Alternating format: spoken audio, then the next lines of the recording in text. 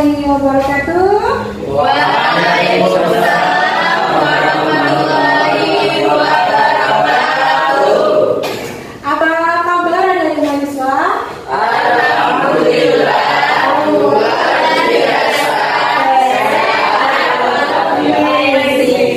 Oke, hari ini bahagia sekali ya. Sudah siap? Siap. Siap. Sekarang akan presentasi kelompok berapa? Kelompok 3. Oke, langsung Mas Moderator. Lanjut. Baik, selamat siang semuanya. Pada kesempatan kali ini saya sebagai moderator mewakili teman-teman kelompok 3 akan mempresentasikan sebuah materi yang berjudul masalah sosial penyalahgunaan narkoba dan psikotropika yang beranggotakan 4 orang, yaitu saya sendiri Muhammad Rahma Wahyudi, yang kedua Mbak Hanan Meisasari, yang ketiga Mbak Siti Nur Afifah, dan yang keempat Muhammad Akil. Baik, untuk materinya akan dibacakan oleh rekan-rekan teman mahasiswa. Bisa dibacakan sekarang. Untuk pertama yaitu pengertian. Di sini ada 3 pengertian. Yang pertama yaitu menurut Undang-Undang Nomor 35 Tahun 2009 tentang narkotika atau narkoba, yaitu sebuah tumbuhan yang digunakan yang tidak sesuai dengan tujuan sehingga mengakibatkan ketidaksadaran. Kemudian menurut Undang-Undang Nomor 5 Tahun 1997 yaitu tentang penggunaan psikotropika, yaitu digunakan bukan tujuannya sehingga mengganggu mental dan saraf. Sedangkan yang ketiga menurut secara umum yaitu penyalahgunaan narkoba atau psikotropika, yaitu penggunaan obat-obatan yang digunakan tidak sesuai tujuan. Jenis narkoba, psikotropika, dan obat-obatan berbahaya. Yang pertama yaitu opium. Opium adalah getah berwarna putih seperti susu yang keluar dari gigi tanaman Pipervel seminiferum. Yang kedua yaitu morfin. Morfin adalah jenis narkotika yang berasal dari candu atau opium. Nah, ini sebagian dari opium. Yang ketiga yaitu tanaman ganja. Tanaman ganja yaitu sebuah tanaman yang berbentuk huruf W yang biasanya itu tumbuh di pekarangan atau yang ditanam oleh seseorang di kebun. Yang selanjutnya yaitu tanaman koka. Tanaman koka ini tanaman dari semua genus. Yang selanjutnya yaitu heroin. Heroin adalah suatu zat semi sintetis turunan morfin. Ini sama jenisnya dengan morfin, tapi turunannya dari morfin, agak-agak sama.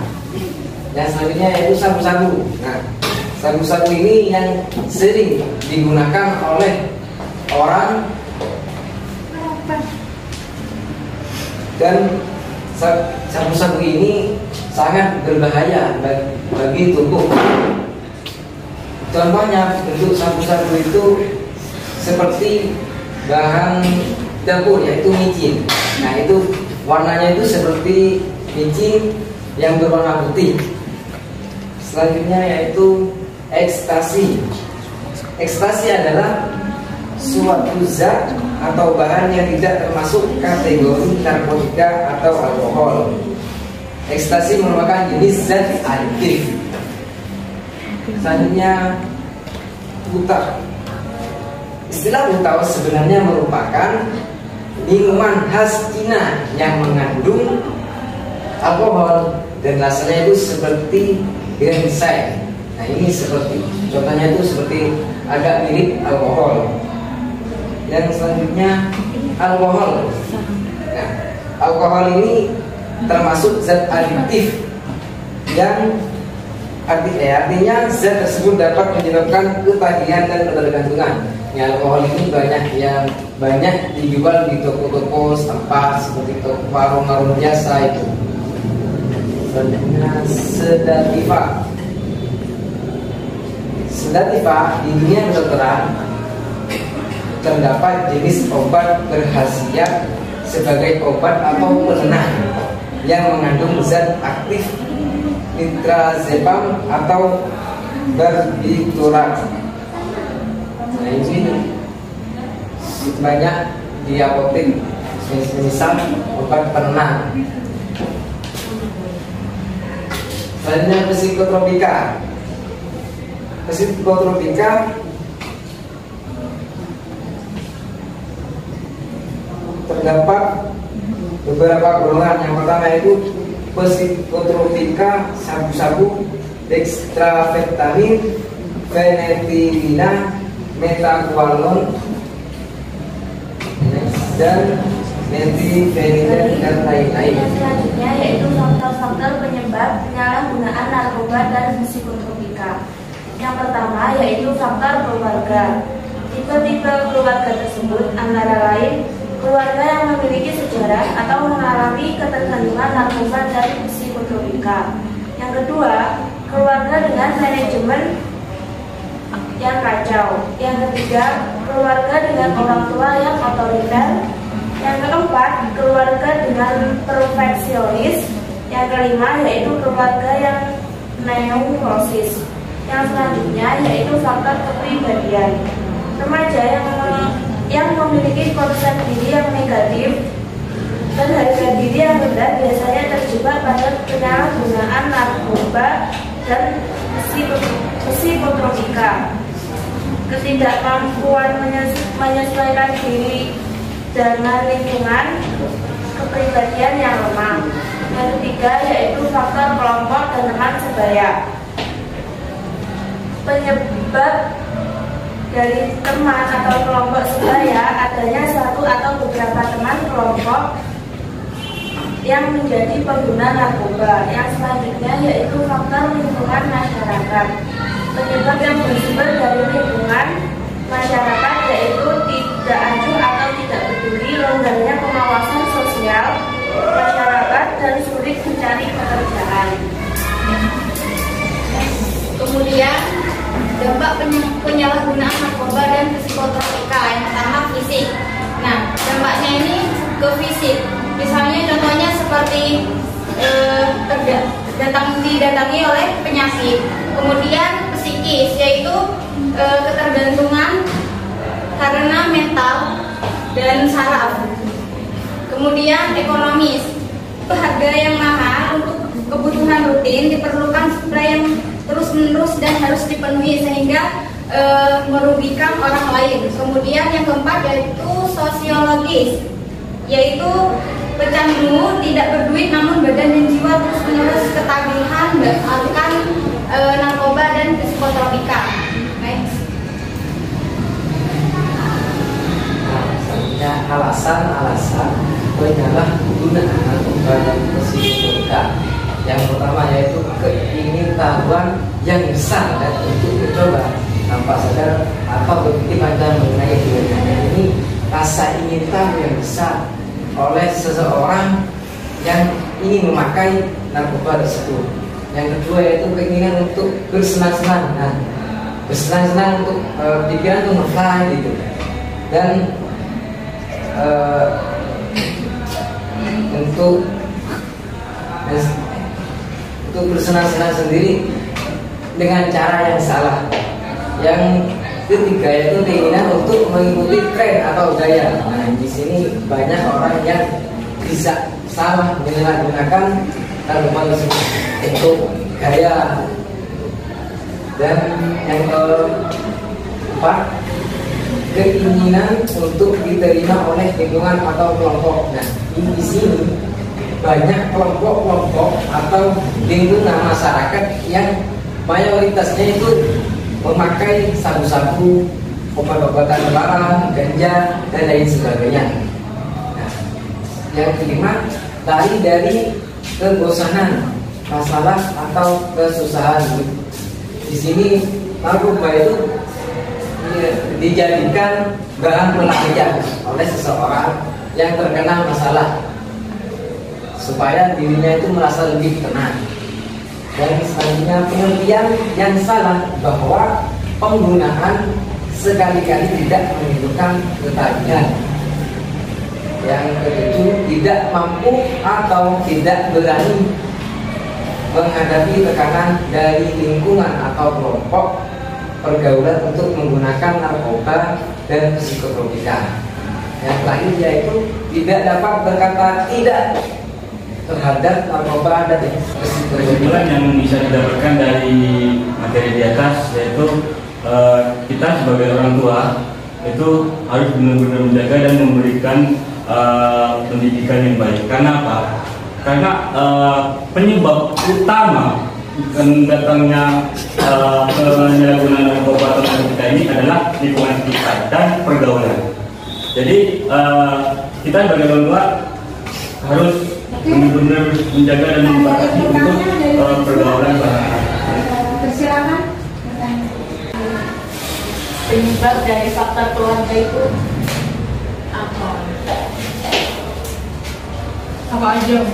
Faktor penyebab dari keluarga yaitu karena terlahir dari keluarga broken home sehingga kekurangan kasih sayang dari orang tua, kemudian salah pergaulan, maksudnya salah mencari teman yang menggunakan narkoba sehingga dia ikut-ikut, kemudian orang tua yang tidak peduli terhadap anak. Nah, sehingga anak menjadi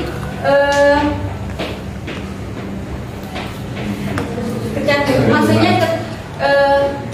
terpengaruh oleh lingkungan yang lain, maksudnya lingkungan masyarakat yang menggunakan narkoba seperti itu. Ada bisa dimengerti, Mbak? Bisa Ada yang bertanya lagi? Saya lihat bagaimana sih cara mengedukasi untuk keluarga, baik itu keluarga maupun dari anak itu sendiri agar supaya tidak terkena narkoba tersebut. Karena biasanya sesuai faktor yang ada di lapangan itu kalau anak dinasihati itu bukan keluar masuk kuping kanan keluar kuping kiri bukan, tapi masuk kuping kanan tapi mendadak gitu. Nah, itu bagaimana cara untuk mengedukasi selain kita memberikan nasihat-nasihat dan keluar mungkin agar supaya bisa memberikan pengertian dan edukasi secara langsung. Terima kasih. Terima kasih atas pertanyaan Mas Zamali. Baik, saya akan menjawab. Nah, cara mengedukasinya yaitu memberitahu dampak narkoba tersebut dan bahaya-bahayanya kepada fisik maupun psikis. Nah, contohnya itu kalau sering menggunakan narkoba, yaitu badan itu menjadi kurus, nah, dan jiwa itu tidak sehat dan mendatangkan banyak penyakit. Contohnya seperti jantung, paru-paru dan lain sebagainya. Ada yang bertanya lagi? Oke, Mbak. Saya Asmaul Husna. Perkenalkan, nama saya Asmaul Husna. Saya ingin bertanya, kalau tadi kan tentang penyebab faktor keluarga. Nah, untuk faktor internalnya seperti diri sendiri itu apa saja? Dan sebutkan. Faktor internal dari diri sendiri. Faktor internal. Langsung Mbak jawab, Mbak. Saya akan menjawab pertanyaan dari Asmaul Husna, yaitu faktornya yang pertama yaitu karena rasa ingin tahu yang besar. Biasanya kan kalau anak remaja itu kan ada pikiran untuk mencoba-coba, sehingga mungkin dia ingin menggunakan narkoba. Oh, kalau terlihat keren ya, ceria ya, melihat teman-temannya seperti itu. Rasa yang ingin tahu yang tinggi. Kemudian karena rendahnya harga diri, maksudnya mentalnya rendah, gampang terpengaruhi oleh lingkungan. Rendahnya apa harga diri? Ya, rendahnya mental dan harga diri. Kita berikan applause untuk kelompok baru beberapa kali ini Bunda melalui dunia nyata ya. Ternyata Anda sama smartnya dengan di dunia maya ya. Dulu Anda ya. Jadi Anda semua sudah siap untuk menjadi apa sarjana. Tadi presentasi ya, antusiasme audiennya juga sudah bagus. Jawabannya juga sudah bagus ya. Yang bertanya sudah puas ya? Sudah, Bu. Oke. Sekarang Bunda yang bertanya ya. Faktor internal dari dalam diri supaya anak itu memiliki nilai itu seperti apa? Bagaimana faktor internal dalam diri ini bisa mempengaruhi sikap, perilaku dan emosi seseorang yang bisa mengakibatkan permasalahan sosialnya. Ya, Mungkin kan apa yang dilakukan dan apa yang diucapkan itu kan berasal dari pikiran dulu. Jadi jika mindset atau pikiran itu sudah diperbaiki, maka semuanya akan menghidup. Oke, kita beri kelas ya. Udah, boleh nambahin sedikit? Boleh. Kadang nilai-nilai keberhargaan diri itu harus dimulai dari mana? Dari dalam diri. Nilai-nilai yang seorang anak itu diperoleh dari siapa? Orang tua. Oke. Tadi sudah disebutkan oleh dari mahasiswa, orang tua yang seperti apa itu yang bisa mengakibatkan permasalahan sosial. Oke. Misalnya orang tua itu cara mendidik anak itu seperti dia dididik zaman dulu. Paham ya? Kalau zaman dulu sering dipukul ya istilahnya ya. Jadi dia itu juga sering memukul anak. Kalau sering dimarahin, sering dicaci maki, dia itu juga sering mencaci maki seorang anak dan orang lain tentunya ya.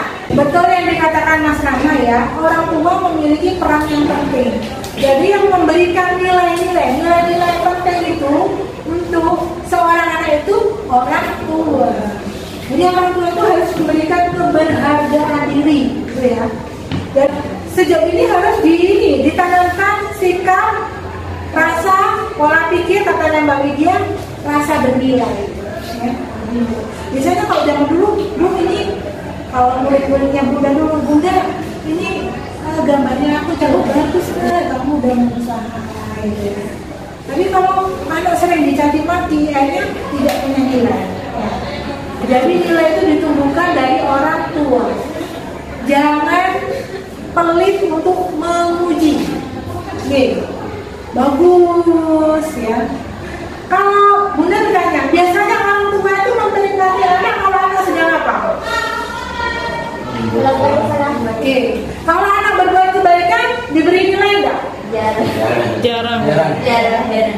Jadi adik-adik merupakan agent of change ya. Besok kan mau menikah nih ya, mau jadi orang tua, punya anak.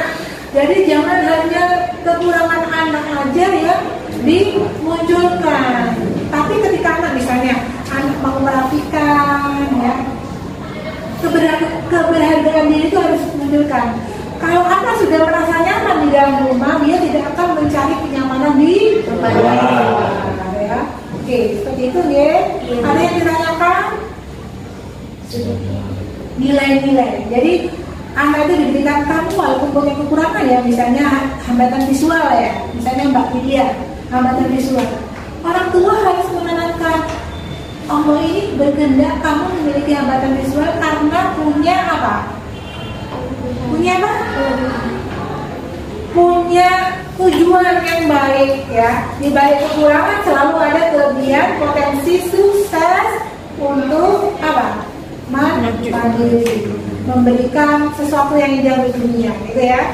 Bunda Tati akhiri pertemuan kita kali ini. Wassalamualaikum warahmatullahi wabarakatuh.